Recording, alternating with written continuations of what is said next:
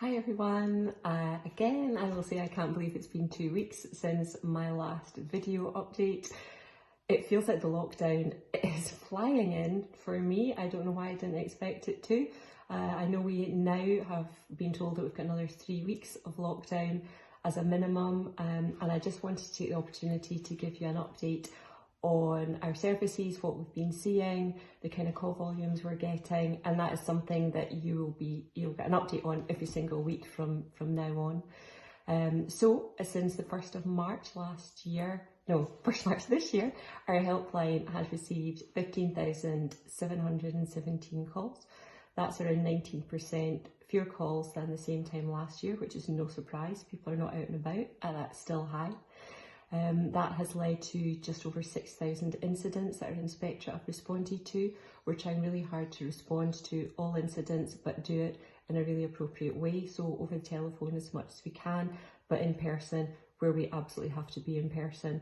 And I cannot thank our helpline colleagues enough for working so differently, providing all the support to a concerned public at this time, and our inspectorate are out there day after day helping. It is incredible to be able to offer that service at this time. In our centres, we have the new fostering service now, which is just amazing. We fostered 130 animals, and there are more that we will be able to foster. We have also rehomed 35 animals, and that is largely animals who were ready to go before the lockdown happened. But we have taken in 215 animals across all of our centres and our wildlife centre. Of course, we know it's the season for wildlife is beginning, which is why we have our Wildlife Wise campaign. We're really trying to reduce demand where we can. We know the public often would like us to go out where we know we don't need to go out. So we're trying to do our very best to reduce that demand, to relieve any pressure on our centres and any pressure on our inspectorate. So we'll be doing a big push on that.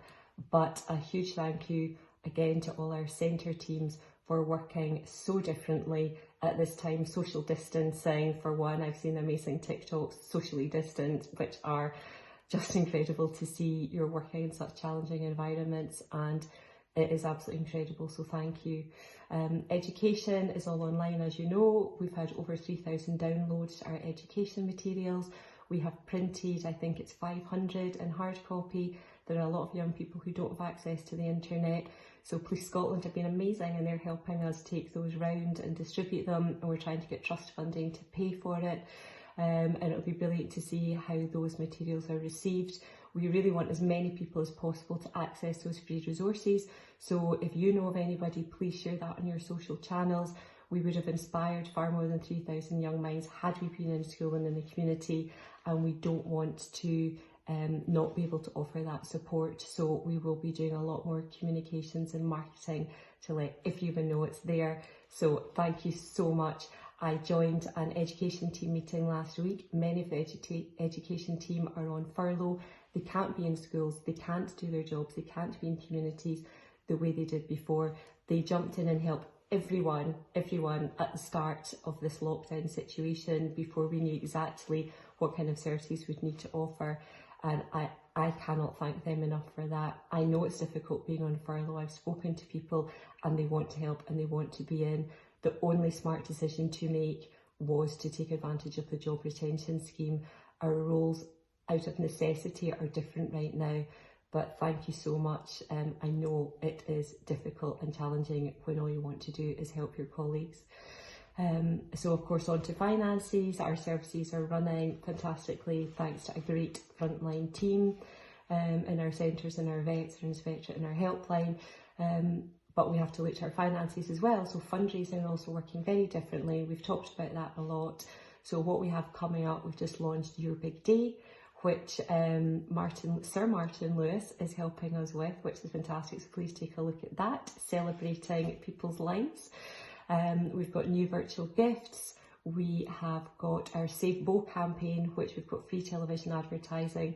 So we're going to take Bo, or Bella, as she actually is from finance, to the big screen, or small screen, and just raise awareness of we're here, we need the support, we're doing this amazing job. I have to say, the stories that you guys are all sharing on Workplace that were also when you're happy, able to promote in the media are phenomenal. You know, following the lives of animal care assistants like Mika, or talking about the stories, you know, like Connor shared Molly's story, Linda last night shared Sally's story, the work that we do, the rescues that we do, you know, working with the fire brigade to rescue birds, and oh my God, you know, all of those things, that's what brings our job to life, the work that we do, the vital service we offer to life. And that increasingly having those stories to share is fantastic, and that's helping us to generate income. The more of those we have, the better, that just illustrate the key role that we have, and that we're out there doing it right now. It is phenomenal. So thank you, and thank you to the fundraising team who are working so differently. And I am going to try that online quiz. My niece's birthday tomorrow, we're all going to do a Zoom on it, so I hope I don't do badly. On income, so that's fundraising, how we generate income. On our finances, how do we save as much money as we can? I know we've made some difficult decisions. Nobody wanted to make those. The pausing of recruitment other than essential recruitment, the not implementing the job evaluation scheme yet, the pausing the timing of that. Nobody wanted to make those decisions. Not working with some suppliers right now if it's not a priority. And accessing the job retention scheme, as I've said, the only smart decision to make is to take advantage of that when it is available. It's available until the end of May. Nobody knows what will happen after that. The government has not said.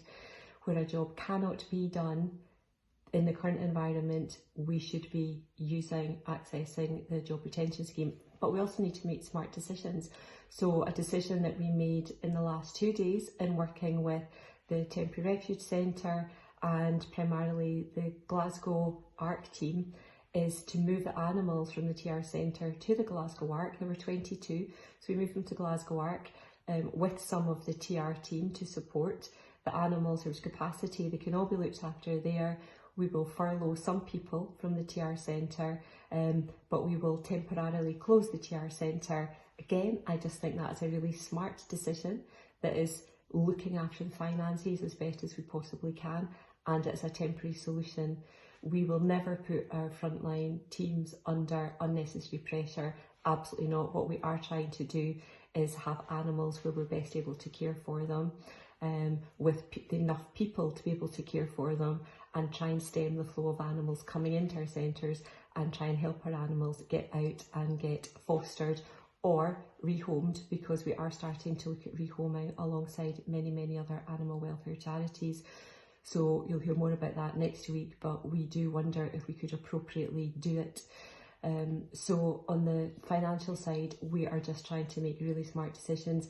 David Webster, our Finance and Corporate Services Director, is going to do a more detailed update on that in the next week. And Tina's going to do one from our People and Culture team and all the amazing things they've been doing on well-being, as well as all the difficult discussions that they have been having to have around furlough and aspects like that. So there are so many people who keep the show on the road, whether it's finance, people and culture, IT, that I really also want to thank sincerely for helping at this stage and helping us run these vital services. So I will just close by saying, again, I know I say this all the time, it is absolutely heartfelt. I think everyone in this society is phenomenal. Every single person, regardless of what you're doing with your days today in this environment, regardless of where you are, whether you're at home working, whether you're on furlough, whether you're out in the inspectorate, in a centre, anywhere, everywhere, thank you, because it takes all of us, and we are a family, and it takes all of us to get through this. I know it's difficult and challenging professionally and personally for all of us, but I am so heartened and uplifted just to talk to people, hear your stories, see what we're doing and the difference that we're making. It is phenomenal. And I have said before, please don't be concerned about our finances. We will keep you up to date every single week. We are making smart decisions. We'll be publishing our Q1 results, so January, February, March results for our finances in the next week, and David will talk about that.